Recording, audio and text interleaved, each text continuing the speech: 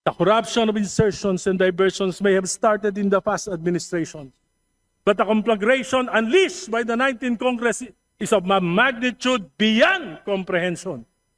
Ang mga insertion at diversions na ginawa ng ika-19 na Kongreso ay walang kapantay sa kasaysayan.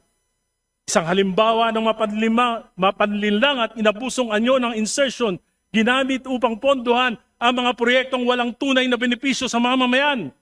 Hindi plinano ng gobyerno at ng Pangulo, kundi siniksik para sa pansariling interes ng ilang makapangyarihang individual o pamilya. It's greed gone wild.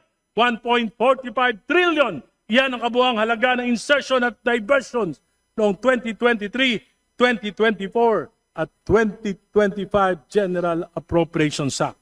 Pinondohan ng 19th Congress ang mga proyektong hindi naman bahagi ng panukala ng Pangulo.